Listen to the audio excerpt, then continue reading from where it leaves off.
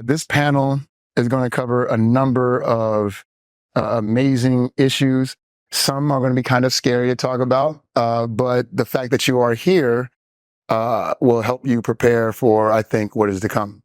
And we have some absolutely amazing people that I want to force them to brag on themselves, because quite often in life, if you talk about some of your accomplishments and the people that you are around may not be focused or have that drive or determination, they'll see that as bragging.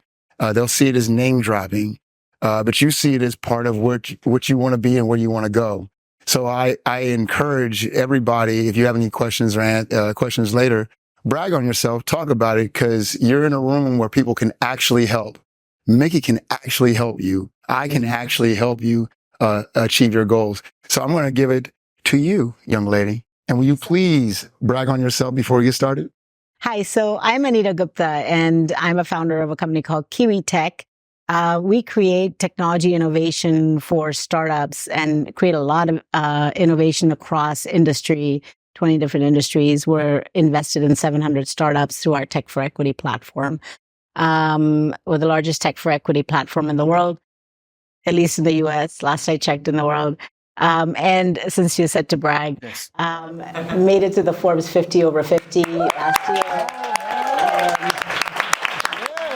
In general, enjoying what we do, which is bringing new technologies to the world.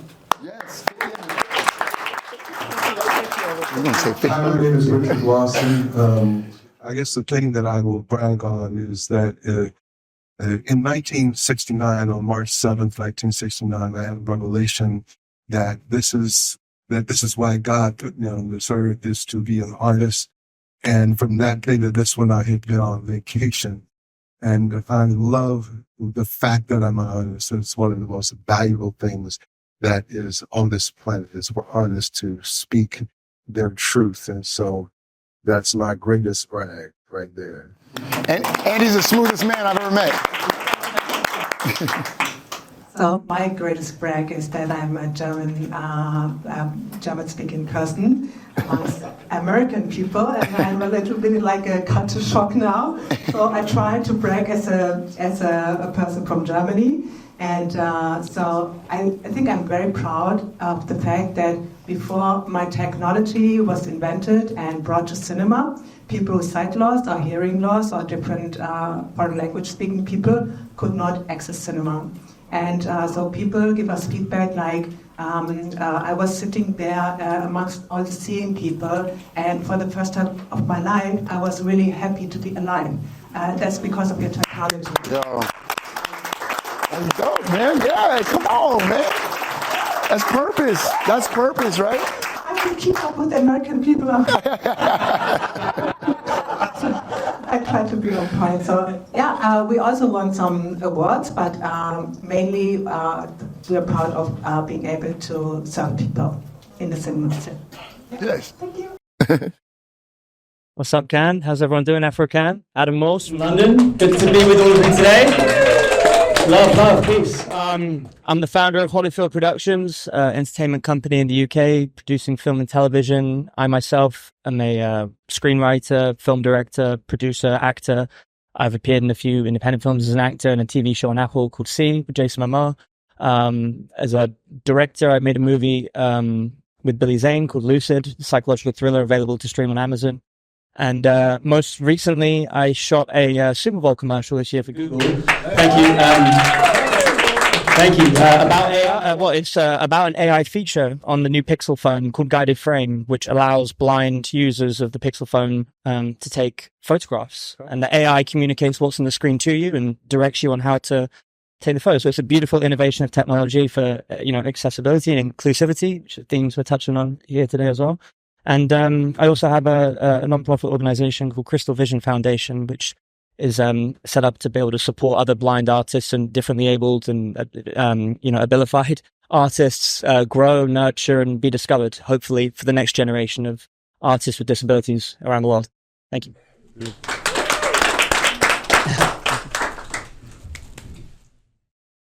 So shout out to my boy John is in the building. He was there, like, you know what I'm saying? So my name is Erik Gordon. As you can tell by the extremely handsome picture right there, took that on my iPhone. It's as much technology they got. I'm Erik Gordon. I am a partner and a vice president of corporate relations at FilmHedge. What FilmHedge is a senior debt facilitator for film and television. So we can actually finance your films. We raised $200+ million to do so. We are the fastest growing independent film and television lender on this planet. Without the vision of that guy standing right there with the hat on. So talk to us after, and we're willing to listen. What separates us from a lot of different people is, quite honestly, we're not jerks. And we like people, and we want to people, family building, and not only educating how do we get these things done, but more importantly, I feel like, was this on? Okay. It's on. Oh, yeah, okay. We're listening. But more importantly, getting you guys to the finish line so you guys can accomplish your dream. And that's what I think FilmHedge is all about. And there will be some really amazing announcements in the days and months coming ahead that you'll be like, oh, we met those guys. You actually met these people who can actually change your lives as you see it from an industry that we all know can be extremely frustrating. And so we're the money and we want to spend it. So as far as technology is going, I also serve as executive in residence at Georgia State for CMI, Creative Media Industries Institute.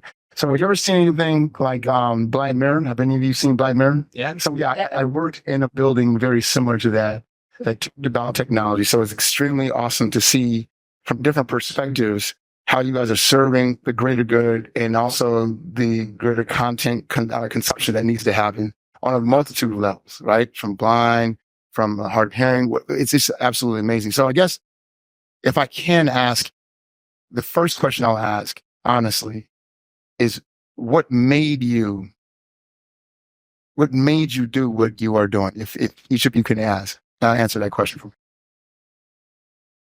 So, not specifically in the accessibility space, but in the startup space, which is in innovation across different hemisphere, different areas. We just have a love of innovation. So anytime we feel that technology is moving so quickly that it really takes a true focus on what's happening. So, for example, AI is changing every day, right? And it really takes a focus on what's happening every day with AI, with other types of technology to be able to keep up and bring to the public, bring to people the best that there is in innovation. So that's kind of what drives me, is bringing technology innovation to the world. Dope. That's dope. I'm not in the innovation creation space in terms of creating AI to help others, but I'm certainly in the space of being able to use AI to my advantage. Now, I come from, as I said, 1969, so it's sort of like the stagecoach days of filmmaking, where, and when I came aboard, it was a wasteland, a desert as far as Black people and creation. And what I understood from the very beginning was that I needed to be on the front end of that. So my ear was always to the ground to be able to take old school teaching and apply it through, new technology. And I've always been at the forefront of that. None of my good friends my age can know what the hell to do with a computer. They all call me. But what I recognize is the importance of AI at the same time to see the effect of it, what it can be in business, because everything is an asset and a liability. Now, how do I stay in front of that so I'm not at the effect of AI? I can use it effectively because I appreciate what is possible with it. So for me, I used to be a distributor, and then I wanted to be a director. I wanted to be a very well-known, famous, and awarded documentary director. And I happened to shoot a documentary, but there I met a blind person, and she could not access cinema. And I was like, this is the 21st century. We can fly to the moon, and it's Germany, so why is it possible that kids are excluded from cinema experience? So that was the first time when I was I realized this. And then I happened to find the solution for it. And then I built this app called Greta to enable people accessing cinema. And I'm also, so now I happen to be a role model because in the industry I work, usually there are only white German people. And then not only white German people, but mostly white German men. And so therefore, I ended up in this, but now I'm happy to be like a role model for other people of color in Germany or maybe also in Europe.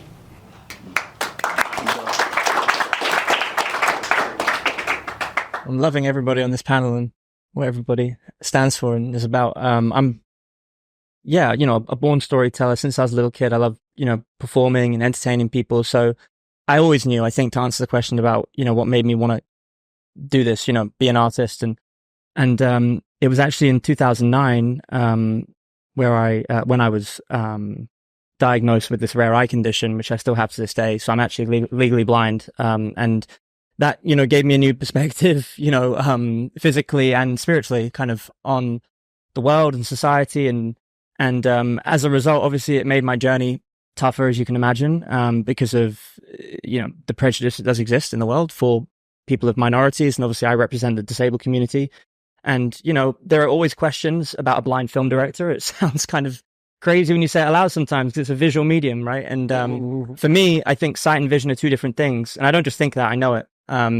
Vision is in your mind's eye, and what you're able to tap into and download from your third eye and communicate to your team and your collaborators around you. It's the same process for Steven Spielberg as it is for me or any other director. It's all the same, So that's, when I think my life changed, and then I started thinking more about impact and, inclusivity and authenticity, and wanting to become a role model myself to be able to inspire the next generation and make some serious change in the world for how the community are appreciated and seen, and just try and reshape the whole kind of paradigm around disability. And my mission still now to this day is to put an end to that stigma, and work with amazing people like everybody here in this room and at Cannes Film Festival to actually make this a reality. And we'll see that change. We'll see it soon.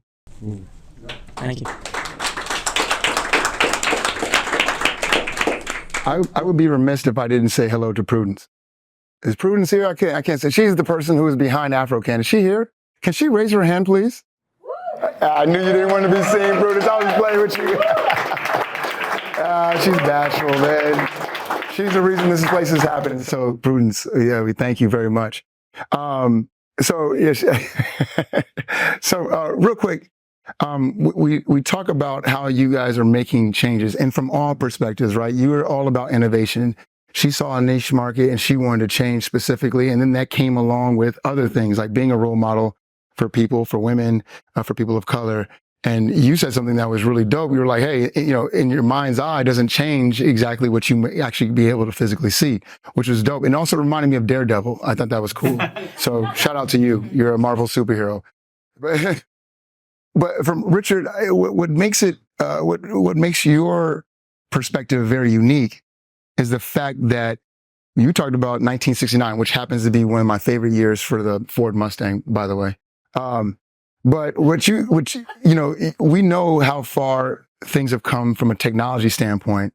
And for you to have the wherewithal in 1969 to say, hey, I need to be on the forefront of technology, and stay there, to the point where all your friends are like, hey, how do I log into my MySpace page? You know what I'm saying? Like, that's important. Those things are, those are like, visions that are given.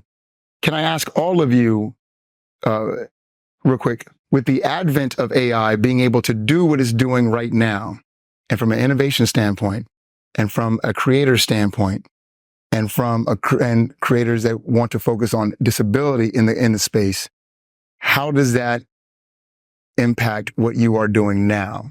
Because I don't know if everybody has heard of AI Sora and what it can actually do. And then sometimes it has a few people either excited and or scared. I want to know what your thoughts on that are. So, to paraphrase the question. Yes. What are our thoughts about how we are impacting? What does AI in the space and how fast it's moving? What does it mean for you from your different perspectives? Okay. Good or bad? And Yeah. So, this comes up a lot. And I actually, as a technologist, I don't get it because I feel like, if we are to shun technology, we're in a very bad place, So for me, I feel like technology is always good, but you have to kind of manage it a little bit, right? That's what laws are for. That's what the public is supposed to keep an eye on, right? But the fact that it exists, the fact that you now have a mobile phone that, when we started our first business, the internet didn't exist. So there was no way of communicating to people, anything. There was no use for these digital files we were creating in our publishing business, which was basically a creation of media, creation of content kind of business, which became the world's largest publishing services business at the time. And people didn't understand what the files were for, and they didn't feel like they had a use for it. Today, if you look at that, where are we going to be without, we were the first people to put print and digital on one file. And so I feel like there's, before cars existed, people were scared of cars, right? They were going too fast and it didn't make sense. So I feel like there's no negative to it other than we have to learn how to manage it. Of course, we have to learn how to manage technology, but we have to also make the best use of it to improve the human existence. Well, at the end of the day, everything is either cause or effect. You're at the effect of something because you don't understand it, you fear it, or you're at cause of it because you took the time to really understand it so you can control it and use it to your advantage. There's assets and liabilities with everything, and I recognize when I was a kid, I went to church with my grandparents in a horse and buggy. Really? Yes. I'm 7. Hold on, Rich. Now, hold on.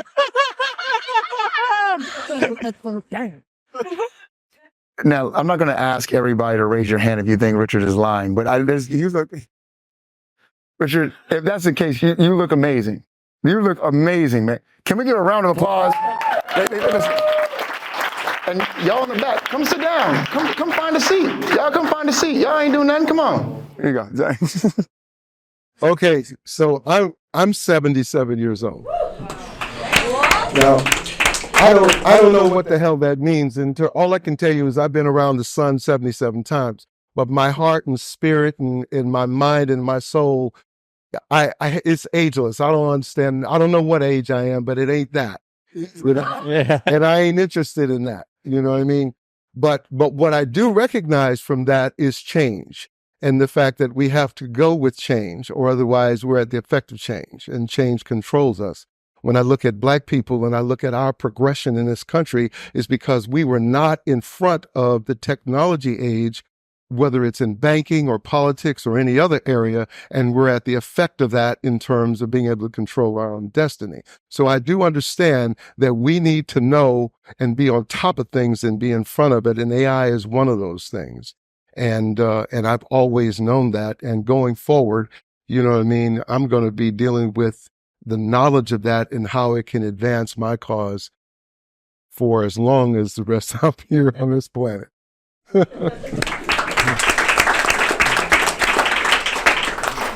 So for me, technology is a very huge enabler.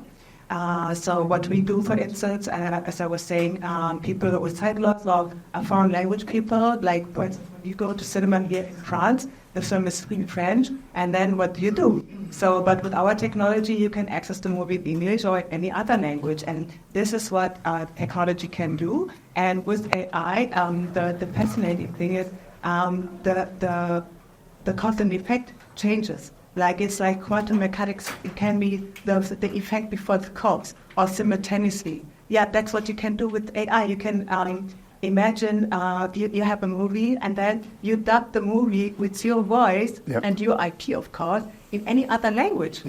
So that is also one opportunity of AI. And so I care about, so cinema is for me the place of belonging. For me, as a Black person in Germany, I found the togetherness and belonging in cinema. And that's when I want to create with technology for any other person on this planet. by enabling to access the screening. So therefore, I think it's a totally fascinating thing, and we need to ride away. We don't want to be like. Yeah. We want to ride away. So that's what. Yeah, I like that. I like that too. Yeah. We're going to work together for sure on that. Well, first, I just want to say, Richard, I want to be you when I'm 77. And, like AI is, the innovation of technology in general is inevitable, right? For us progressing, advancing as a species. So I don't see the point in operating in a frequency of fear about anything in life, to be honest. But even when it comes to this AI, I mean, yeah, we've seen the movies, Skynet, it's in the back of our minds, and we've got to be wary of it, of course. And, hopefully there are decision makers, in higher places in the world working on regulation, that kind of stuff. But bringing it back to the art, and the exciting opportunities AI holds, for, a filmmaker like myself, I am very excited genuinely about the possibilities. And, I think, when it comes to accessibility, of course, that's obvious. But another thing specifically, for me personally is, being a blind person and not using a guide dog or a cane. Again, it goes back to that stigma. People are like, oh, are you really blind? Or, how blind are you? And it's like, try being in my body for 1 minute, man. Do you know what I mean? Like, I've got like a gazillion flashing dots everywhere, so I can't see anyone in this room. I move around with confidence, and that's what kind of throws people off. And they're like, oh, is he really blind? And then it starts giving me this imposter syndrome. Like, oh, am I blind enough? Should I exaggerate or play the victim? Do you know what I mean? When it's as tough as it is anyway. But for me, like, when I try and communicate how I see, like, I'm talking about these dots and these flashing fireworks. There's like a gazillion of them concentrated in the middle, and that's all the missing information in my optic nerve. The cells in the middle of my optic nerve irreversibly died back then in 2009 when I was 19. It's an incurable condition. It's untreatable at the moment. But what I want to do as well is raise awareness, right, for people on the blind spectrum, because everybody sees differently, sighted people and unsighted people, blind people. And, speaking of Sora, I think that poses, a real potential in AI being able to actually translate how I can see, because I can describe all day till I'm blue in the face. And I think people will then always have their own sort of impression in their own mind's eye of how I see. And maybe using something like Sora AI, it can actually create, with a number of prompts and self-learning to get it to create an impression that is actually accurate, to be able to show people so they understand better what it's like for somebody like myself with my condition. Because I'm not the only person in the world with LHON. It is one of the rarest eye conditions in the world. And Julia Vavara, my fiance, business partner, stand up, Julia, say hi. She is in the front. Okay, you're not going to stand? Just a wave. All right. So Julia's a filmmaker. In her own right, she's a really talented film director, amongst many other things, talented skills she has. But I've trusted her to tell my story, and so Julia's currently directing a documentary about me and my journey.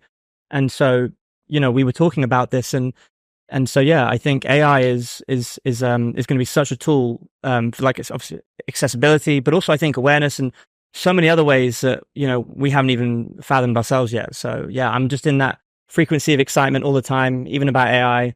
Skynet's in the back of the mind, but it's all good. It's all good. Let's be positive, and let's manifest greatness and work together. Thank you.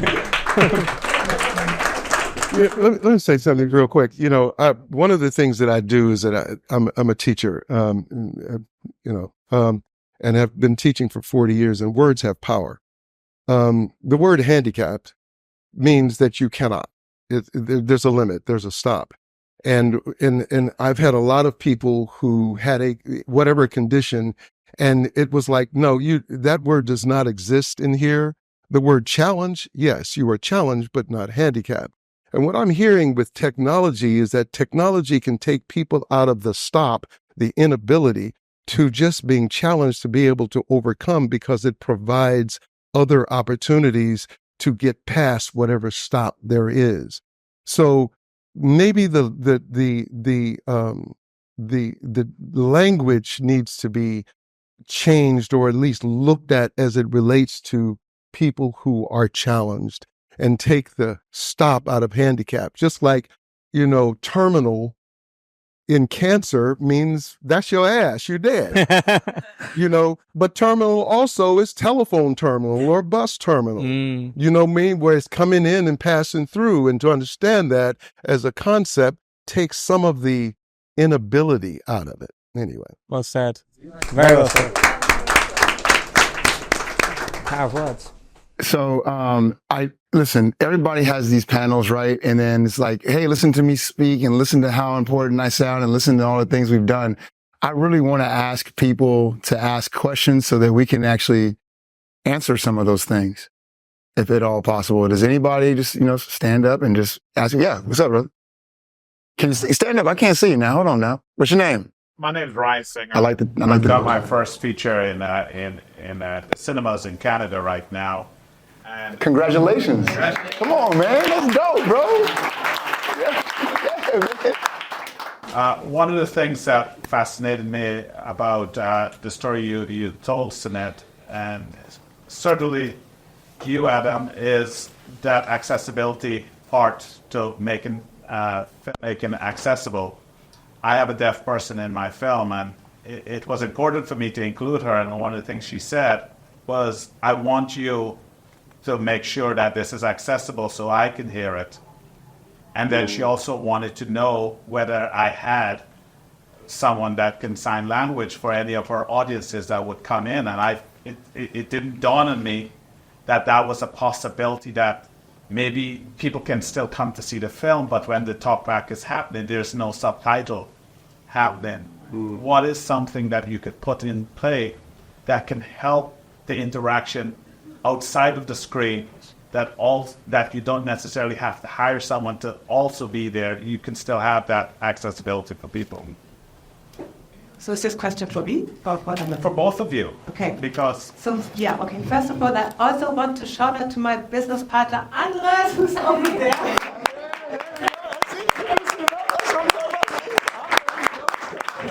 I'm learning.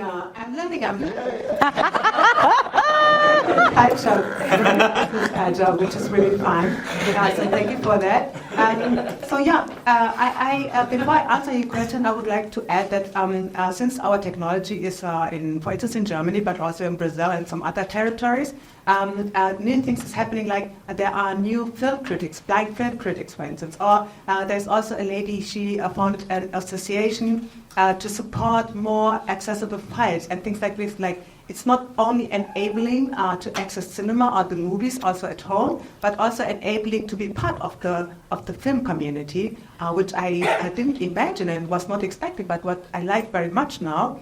And for your question, so first of all, for your movie, there's all this technology I was saying, like sign language and everything. And for live Q&A, so this is something AI could solve. This would be a typical solution from speech to text. You can record what is being said, and that this technology exists already, and you can utilize it for your Q&As afterwards.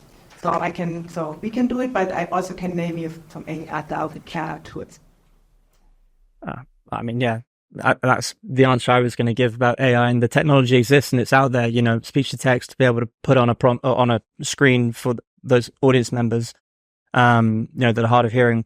So, the solution's there, and I think it's just about, communicating and, becoming a part of these communities and organizations, talking to more people, and just immersing yourself, with those organizations to just keep learning more, because I think it's all education. Even for me, I'm learning all the time, every day. While we're doing shout-outs, I want to also shout out next to my partner, Julia, Karen Nunn here out front. Say hi, Karen. Advisor to thank you. Karen's an advisor to Crystal Vision Foundation. It's our nonprofit that helps differently abled artists. And just on that, term phrase, differently abled, just want to say thank you to Richard for raising that point about the power of language, power of words, because it's called spelling for a reason. They really are spells. They literally program this universe. And in the beginning, God said in the beginning, there was the word. God spoke existence into, and whatever your beliefs are, however you want to think about it, the proof is in the pudding, really. The power, like you name the ship as you want it to sail, right? So if you call somebody something and that term has a negative connotation, even if it has multi definitions, then that can create a subliminal bias. And that's where the discrimination comes from, and it all comes down to neuro-linguistic programming. So we just need to be very cautious about the words we use. We need to educate ourselves and each other. And, you know, for myself, like, you know, I don't consider myself low vision at all, although that seems to be like the go-to phrase in the US at least. Because like I said, there's a difference between sight and vision. You know, my vision has actually elevated since I lost my sight, ironically. And so, you know, for me, I know there's people that say, you know, people of determination, abilified, differently abled. These are all things that, you know, I'm all about that, because as an artist, I'm not disabled at all. Yeah, in my day to day, I might need assistance in things, but, you know, when it comes to expressing myself and being a creative, in no way am I disabled. So, yeah, thanks for making that point again, Rich. Absolutely. Thank you. Anybody else with an amazing question? Come sit down, chill out. We got like 4 minutes, you know? It's all good. Oh, Lonnie, what's going on? Atlanta in the house. ATL. All right. Congratulations on all of your accomplishments thus far. I know that you guys have not stopped dreaming since you're just on a panel. So I would love to hear some of your dreams that you would like to make happen while you're here in Cannes and collaborating with people. You want to go first? Sure. Let me just say this. I want to enjoy the sweet taste of rosé for as long as I can on a yacht. So let me know where I got to go. Yeah, I know. As far as I would say, as far as my dream with Cannes is that, you know, I see such a huge change from last year and the year before. The year before I wasn't here, but last year, you know, there was very little sort of technology and, you know, talk about how AI or technology can be implemented in film. This year, it's budding everywhere. And my dream really is to see technology become a really standard, steady part of every industry, especially film, because I think there's a lot to be offered for accessibility, for, you know, a lot of different reasons. Yeah, I'm real simple. I'm like with you. I'll get a couple of nice, neat 1942s on that yacht. And then in the meantime, you know, maybe I can get my film that I've been working on for 2.5 years done. Black Terror. It's about Black Revolution. And so to get it done, but not anyway. Yeah. So thank you for this question. I love to answer this question. Up until now, our vision and our mission in our company was that differently able people are being seen or not seeing, hearing or not hearing, and also different languages sit in the same cinema hall and enjoy the same movie. And all at the same time. That was our vision up until now. And now with AI, our vision is to enable, like when you have a movie, to be able to create all these additional versions, like audio description, closed captions, different languages, dubbings, all at one fingertip with our technology. That's our vision. And then you can spread your movie not only globally, but also reach this global audience. That's a great one. Mine's going to sound a little self-serving, maybe, or not, but it's only it's only because I know that you know, we manifest this one, and what it's going to do for other people around the world as a point of reference. I know it'll just be a ripple effect of inspiration worldwide. And so, I mean, Erik, you said it already. Actually, you said it a little earlier. I want to be the first blind actor to be a blind superhero in Marvel and play Daredevil. So I've already put that out there. And so if anybody sees Kevin Feige walking around, or Sarah Finn, or any of the folks at Marvel, or if anybody knows those guys, I might already be on a list, apparently. I kind of put it out there, like I said before, in an interview I did on US television recently. And so, yeah, I'm going to keep speaking that into existence, because, I mean, I know that there's a lot of work being done for casting to be more authentic or inclusive. And I've already had my run of doing stunts and action sequences as a blind performer in the show C I did with for Apple. And so I'm ready. I'm ready to fight. I'm ready to rock and roll. So that's my dream, because I know it'll inspire. It'll just change the way that the whole world thinks about disability, and blindness specifically, of course. Thank you. So thanks, and because you said it's allowed to name drop. Yes, okay, yes. So we work with all these big studios like Paramount and Disney and Warner and all of them up until now, but only for 5 to 7 territories. And our goal is to work with all these movies in 100+ territories. Okay, get it out.